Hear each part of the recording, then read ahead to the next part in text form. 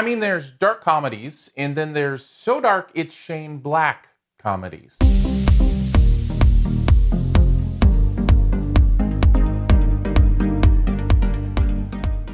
The Predator is another sequel that takes us back to a world where an advanced alien species has come to hunt us for sport. Since Shane Black was actually in the original, why not have him take the reins and bring us back to the insanity of the 80s action? But is there such a thing as too insane? Well, here's 5 things you might want to know about The Predator. I love it when a movie really goes for something, and this is definitely a movie that is going for something. Although part of that is at least pulling off what you're going for, and I'm not so sure the movie does that. I didn't really enjoy this all that much. Let's talk about this first, and we'll just call this a caution, a yellow, because I really think where you land on this is going to determine the time you have with The Predator. This movie pulls no punches. It is back to the 80s, hard violence, hard R action, not worried about the language it's using, not worried about the blood it's showing, the body parts flying, the dismemberment happening. All of that is to the max here and done on purpose. Now, for me, I found it a little off-putting, and also because some of the effect work was really bad. Not all of it, but some of it, a little distracting as well. For you, it may be exactly what you like. In fact, if you're the guy sitting directly to my left in the theater when I saw this, this was the best thing you've ever seen. But I just wanted to throw that caution out to you. It definitely goes for the R. So let's start with what I liked about it. It really comes down to Sterling K. Brown. I thought he was so good in this.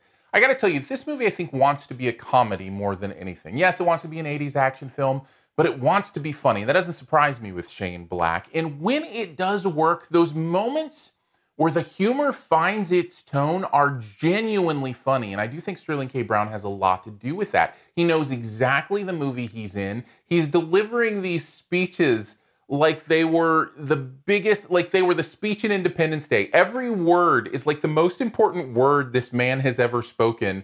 And it's hilarious, and it's great, and it gives you the tone of the movie. There are other bits and pieces of the movie that work that well, where the humor works. There's a moment in a hotel room that I thought really worked overall as far as the humor and the camaraderie. But when this movie gets it, it actually is really funny. But when it doesn't get it, it's bad. And that happens far too often in this movie that wants to be funny. Jokes just falling completely flat, at least to me. Jokes that are very simple and almost try to be jokes just based on their raunch factor, which I've talked about before. I guess it all sums up for me, and this, if it's a spoiler, it's a minor spoiler. It's just about a kind of a little joke towards the beginning of the movie. There's a school sign that says, "Welcome teachers and students," except students is abbreviated STDS. That's the kind of humor this movie finds hilarious. And if you find Welcome Teachers and STDs hilarious, then I guess this movie's for you. For me, I find that stuff not only not funny, but also not realistic. Like nobody's gonna catch that. And so it's just distracting to me. And there's far too many of those moments through this movie to call it a good movie. One of the other things that's hard to sit through in this movie is it is, like the characters in the movie often, just chopped to pieces. This movie is a mess.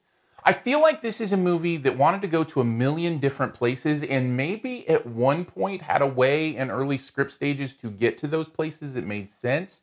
But there are times in this movie where you just cut from one thing to another and I'm like, wait, how did this person get here? When did they go there? And then it also gets so insane that you're kind of trying to piece together what matters, what's important. And you get the sense that all at the end of the day they really cared about was putting that visual spectacle on the screen that people would, flinch at and laugh at and that kind of stuff. And they weren't really concerned about editing the film in a way that made sense. And that's a problem to me. I want to at least be able to follow an outline of a story. And this movie didn't do that very well at all. I do have one more negative about the movie, and it may seem like a little thing to most, but it actually might be the thing that bothered me the most. This is sequel bait, pure and simple. The real predators in this movie are the producers, and they're hunting us, and they're throwing this out here, hoping we'll grab on and then come along for many sequels. The reason this bothers me is because it makes the story completely worthless. It's nonsense. It doesn't mean anything. There's nothing to it. It itself exists just to bring you into this world and not necessarily give you something to care about. It's backstory for a character that needed no backstory, and also backstory that is actually not truly any kind of sensical backstory. It is just put it out there, don't resolve anything, just let it be in this world and see what happens next. Maybe we can make more movies. And that's really annoying to me. And because of that, I was distracted through the movie wondering, what is this actually about? Overall, I just didn't have a great time during this movie. There are those moments where you can feel the magic that could have been captured in honoring the 1987 original, but there's just too much wrong here for me to give it any higher than a C+. Thanks for checking out this Your Movie Friend review. We'll get to the best ever challenge here in a bit. Before we do, though, let's hang out on Twitter, on YouTube, anywhere you want to search for me. You can find me pretty much chatting about movies. Twitter's probably my home base. So if you do the Twitter thing, look for Aaron Dicer, Aarondicer. We can hang out there, chat movies. YouTube, right here, you just click subscribe. Click the little alert bell so you know when new reviews are out, in case you want to see what I think about the latest movie. I do one review a week these days, so you can check that out. Also, feel free to hang out in the comments, chat there, hang out, ask questions, all kind of fun stuff. Podcasting. Do you do podcasting? If you listen to podcasts, search for SiftPop, SiftPop. It's the name of the podcast that we do every week. Really fun, about an hour long pop culture podcast. Talk about kind of whatever the movie is out that week, go a little deeper in the review, then a lot of fun stuff in there too. And thank you to those who support this YouTube channel. It means the world to me. It's at patreon.com/yourmoviefriend. Starts at $3 a month. And I've just been humbled by how many people are willing to go actually put their own money and say, hey, I like what you're doing. Here's $3 every month. Keep doing it. That just blows my mind. Thank you. All right, on to the best ever challenge, where you name the best movie ever in a particular category. Also try to identify my choice. Let's go with best ever 80s remake movie.